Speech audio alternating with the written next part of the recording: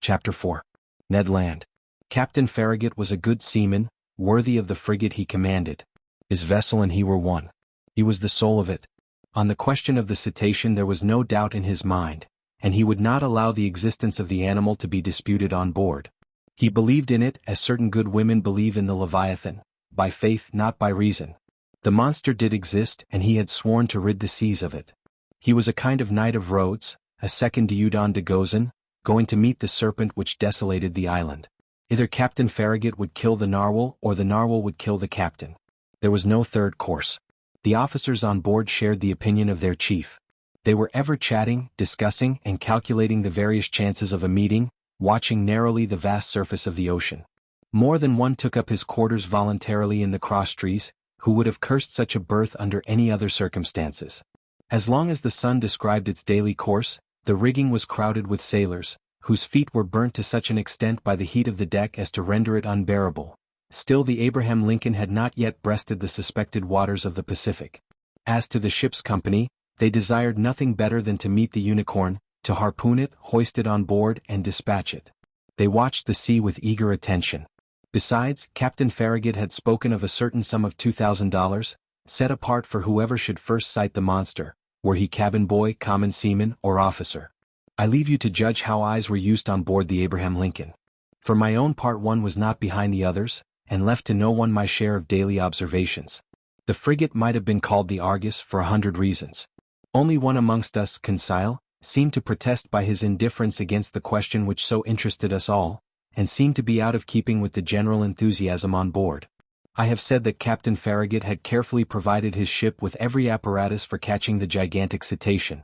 No whaler had ever been better armed.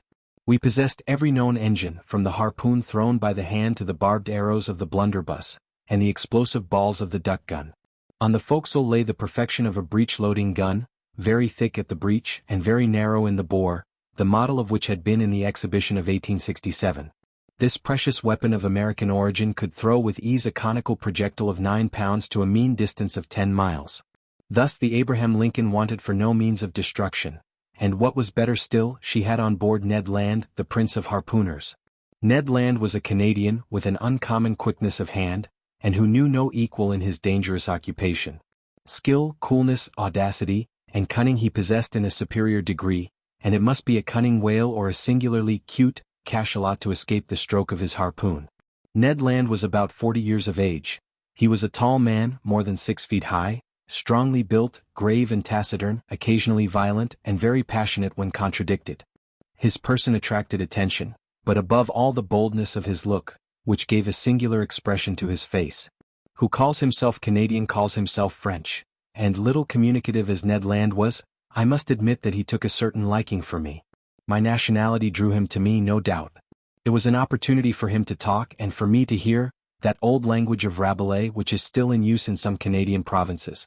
The harpooner's family was originally from Quebec, and was already a tribe of hardy fishermen when this town belonged to France.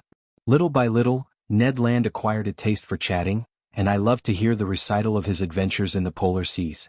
He related his fishing and his combats, with natural poetry of expression. His recital took the form of an epic poem, and I seemed to be listening to a Canadian Homer singing the Iliad of the regions of the north. I am portraying this hardy companion as I really knew him. We are old friends now, united in that unchangeable friendship which is born and cemented amidst extreme dangers. A brave Ned. I ask no more than to live 100 years longer, that I may have more time to dwell the longer on your memory. Now, what was Ned Land's opinion upon the question of the marine monster? I must admit that he did not believe in the unicorn, and was the only one on board who did not share that universal conviction. He even avoided the subject, which I one day thought it my duty to press upon him. One magnificent evening, the 30th of July, that is to say 3 weeks after our departure, the frigate was abreast of Cape Blanc, 30 miles to leeward of the coast of Patagonia. We had crossed the Tropic of Capricorn, and the Straits of Magellan opened less than 700 miles to the south. Before 8 days were over, the Abraham Lincoln would be plowing the waters of the Pacific. Seated on the poop, Ned Land and I were chatting of one thing and another as we looked at this mysterious sea, whose great depths had up to this time been inaccessible to the eye of man. I naturally led up the conversation to the giant unicorn, and examined the various chances of success or failure of the expedition. But, seeing that Ned Land let me speak without saying too much himself, I pressed him more closely. "Well, Ned," said I, "is it possible that you are not convinced of the existence of this cetacean that we are following? Have you any particular reason for being so incredulous?" The harpooner looked at me fixedly for some moments before answering, struck his broad forehead with his hand, a habit of his, as if to collect himself, and said at last, "Perhaps I have Aronnax. But Ned, you, a whaler by profession, familiarized with all the great marine mammalia, you whose imagination might easily accept the hypothesis of enormous cetaceans, you ought to be the last to doubt under such circumstances." "That is just what deceives you, Professor," replied Ned. "That the vulgar should believe in extraordinary comets traversing space, and in the existence of antediluvian monsters in the heart of the globe, may well be, but neither astronomer nor geologist believes in such chimeras. As a whaler I have followed many a cetacean, harpooned a great number and killed several. But however strong or well-armed they may have been, neither their tails nor their weapons would have been able even to scratch the iron plates of a steamer. But, Ned, they tell of ships which the teeth of the narwhal have pierced through and through."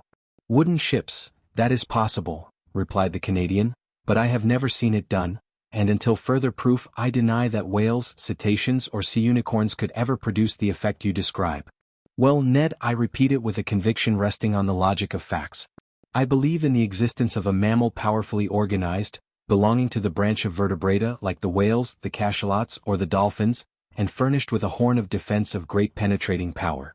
"Hum," said the harpooner, shaking his head with the air of a man who would not be convinced. "Notice one thing, my worthy Canadian," I resumed.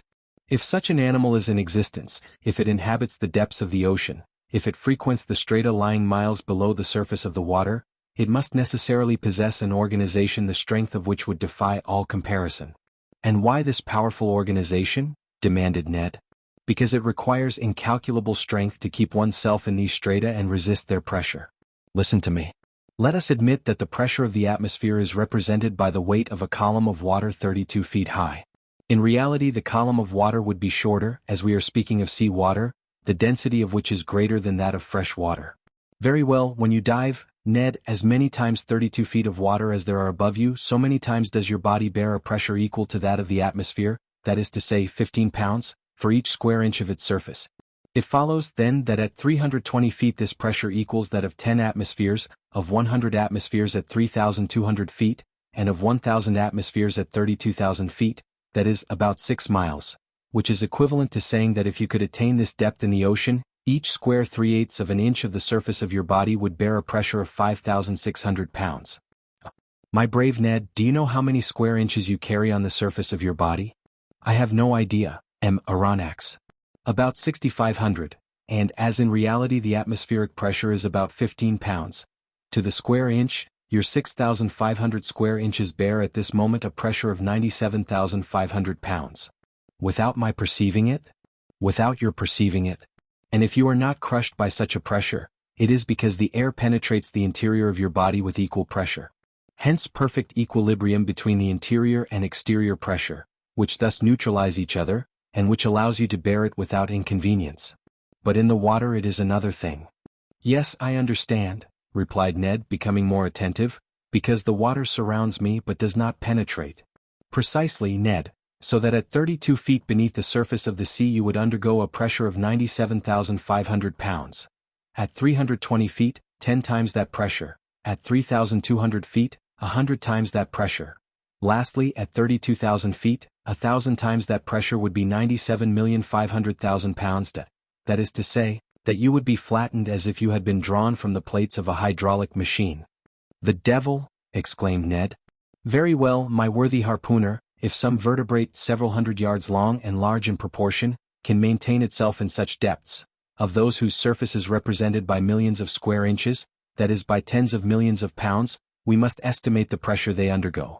Consider, then, what must be the resistance of their bony structure, and the strength of their organization to withstand such pressure." "Why," exclaimed Ned Land, "they must be made of iron plates 8 inches thick like the armored frigates." "As you say, Ned. And think what destruction such a mass would cause, if hurled with the speed of an express train against the hull of a vessel." "Yes, certainly, perhaps," replied the Canadian, shaken by these figures, but not yet willing to give in. "Well, have I convinced you?" You have convinced me of one thing, sir, which is that, if such animals do exist at the bottom of the seas, they must necessarily be as strong as you say. But if they do not exist, mine obstinate harpooner, how explain the accident to the Scotia?